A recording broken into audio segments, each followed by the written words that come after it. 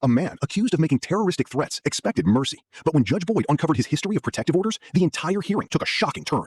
I did. All right, you're charged with terroristic threat of a public servant or placing the public in fear of serious bodily injury as a third-degree felony. Range of punishment is anywhere from 2 to 10 years in prison. According to the plea, punishment is to be assessed at 3 years in the prison.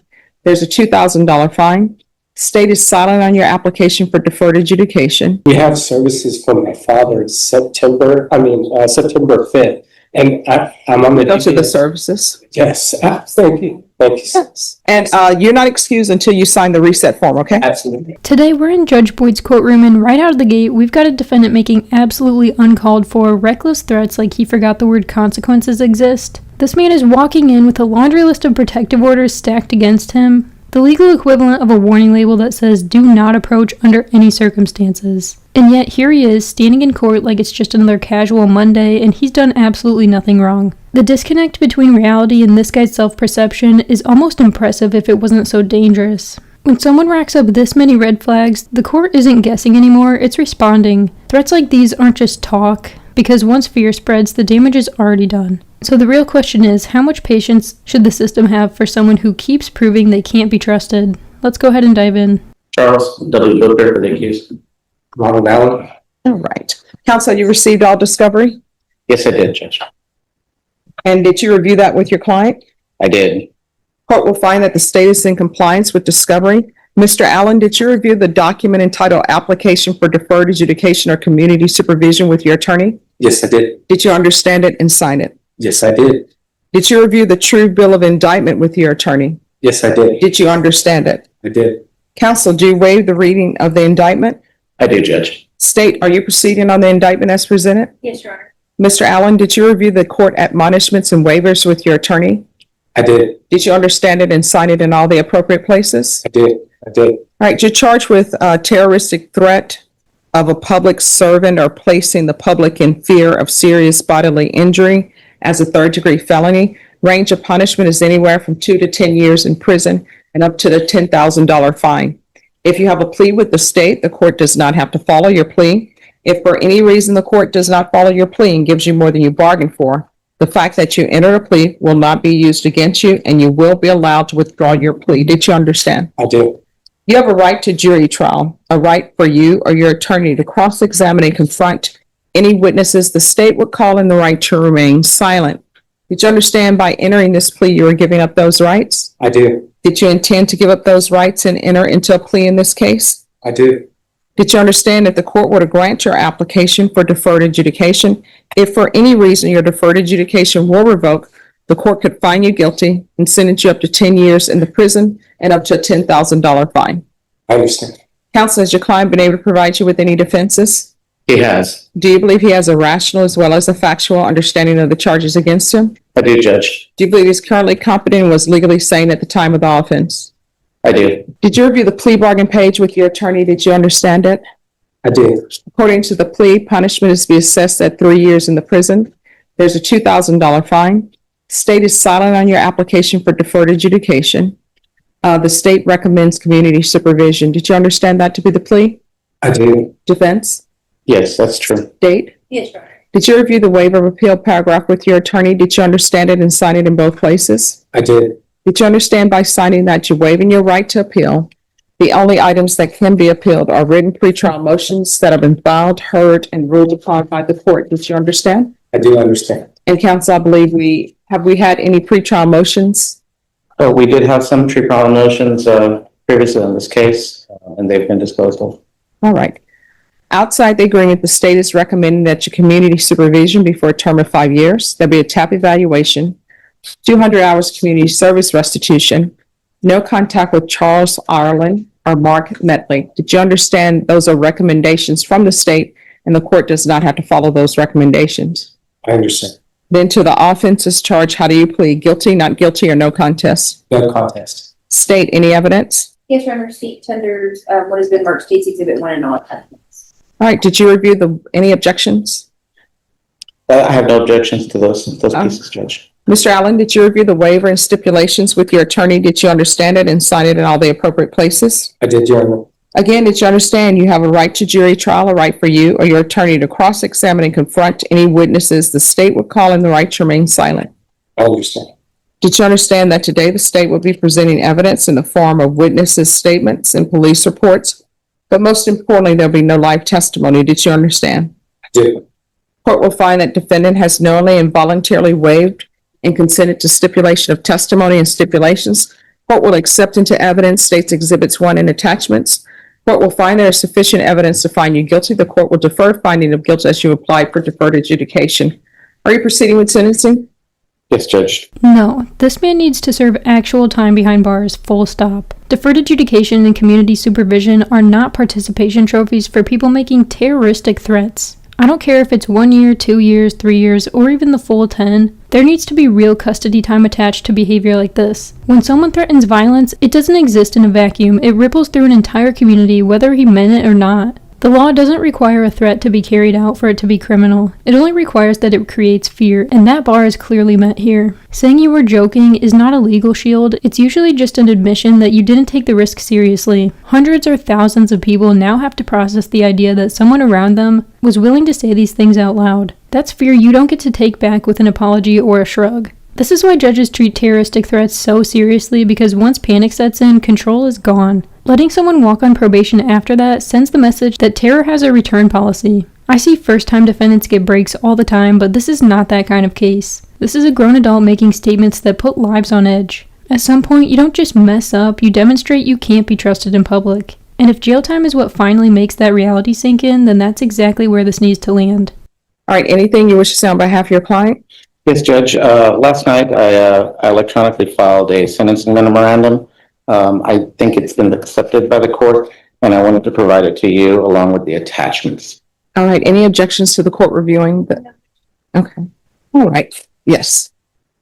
And so, Judge, as you can see, essentially what primary reason and the desire for Mr. Allen is that he be able to continue with supervised access to his son, Aiden. As you can see in the attachments there, the civil trial court did understand that Mr. Allen would have supervised access to his son, both in San Antonio as well as North Texas. Additionally, we do know that on the 22nd, we received a letter from Thomas Villalobos, an update letter regarding bond conditions. That letter also attached had the Center for Healthcare Services finding that they had met with Ronald Allen to complete an intake for mental health services, and that he hadn't met criteria for qualifying mental health diagnoses at that time. The largest thing that matters the most to Mr. Allen and his family is that his GPS permit him to be monitored. That's fine if that's what the court desires, but he would like to be able to move freely about the state, to be able to see his son from time to time, attend his father's services, and help his mother maintain his father's properties. And so that is the primary thing. We totally agree with no contact with either Michael Ireland or Mark Medley. That's new to me, but he's fine not staying away from that man too. Based upon the judge's notes that you presented to the court, those are people that are listed under the protective order. And there's a third person, it appears, well, there are two other people. It appears to be either this is Gallegos, and then they have Ramirez. And Ramirez is listed as the amicus attorney. Okay, Judge, those are not, those are other litigants that were also in the judge's notes. Ms. Gallegos is actually here in the court, and she's the custody lawyer for Mr. Allen. I'm just saying, the judge's notes that you gave me, they have these people listed underneath protective order. Judge, I don't think that's accurate at all. I think that's being misread right now because I mean, that's the only way I can read it, because, and the reason why I'm saying that's the only way I can read it is because it lists Medley, it says protective order, and then indented right underneath, it says M. Medley, which is the state has outside the agreement. They're asking for a no contact order with that person, with Charles Ireland.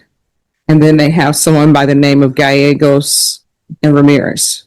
Right, And then right after it says that it has protective order, then right after it mentions those three names, then again, it says 2-year protective order granted as to, I believe that's the mother. that's the mother's name, yes, Mrs. So- Allen, yes. But there is no protective order granted in that order regarding Mark Medley, regarding any of those people. The only one that has a protective order granted against is the mother of the child that we're talking about here. Ms. Gallegos is here and she hasn't asked for a protective order, and we know that the amicus doesn't have a protective order either. Okay, so this is what I'm going to do.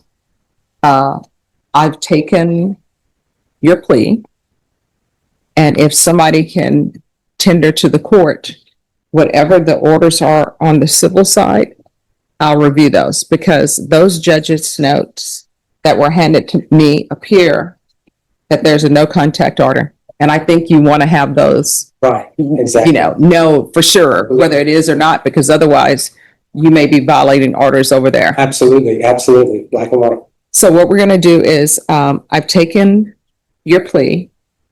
If you all are waiving PSI, I won't set it for a PSI. We'll just come back when I'm back. I'm going to be gone the first week of September because I have to go to a judicial conference, have to keep up my educational courses. And then the second week I have jury duty, and I can't have other people go to jury duty and sacrifice their work, but I'm not willing to do the same.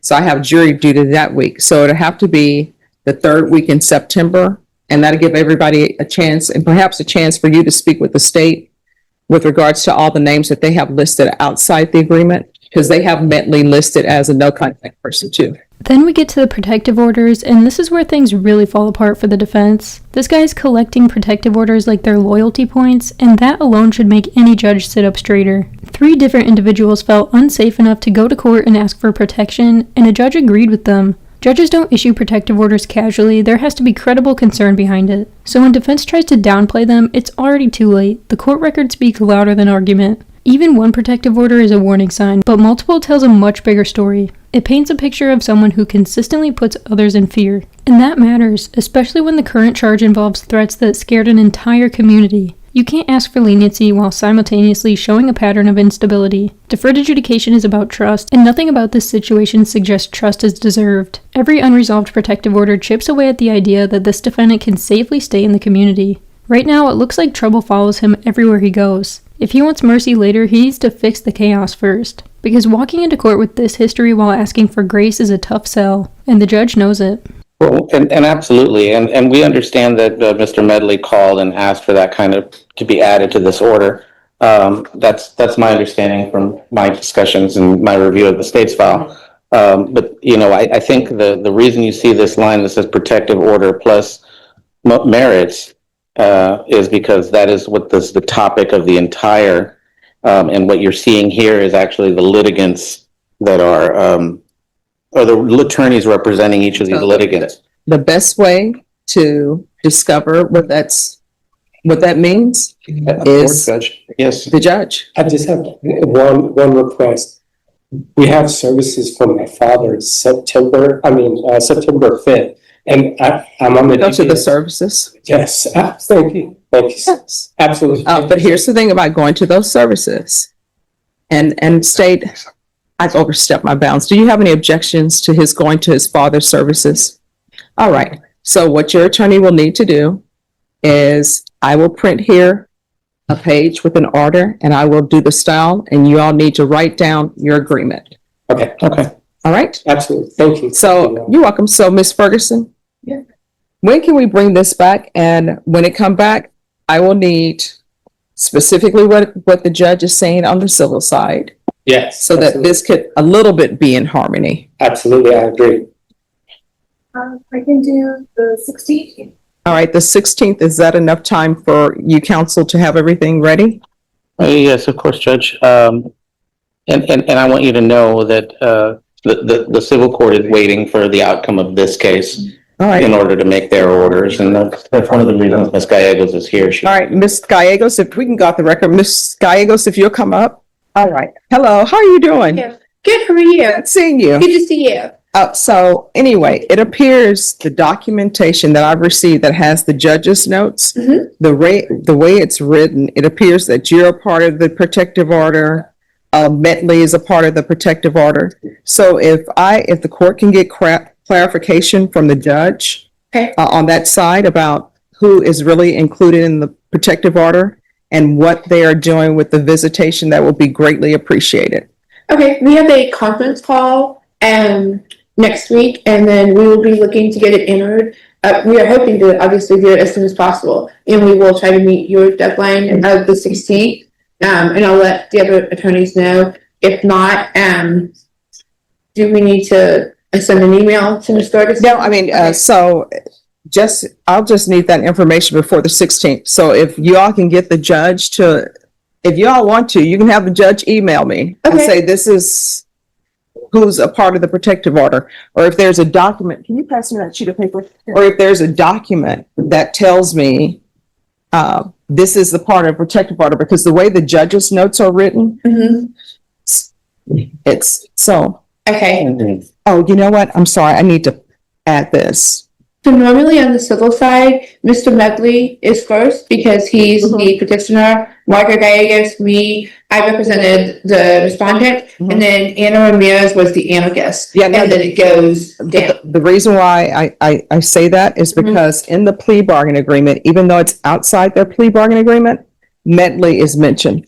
I'm sorry, can I have that printout one more time? So that's why I Okay, need clarification, because the way that's written in the judge's notes, as you can see, it has a title protective order.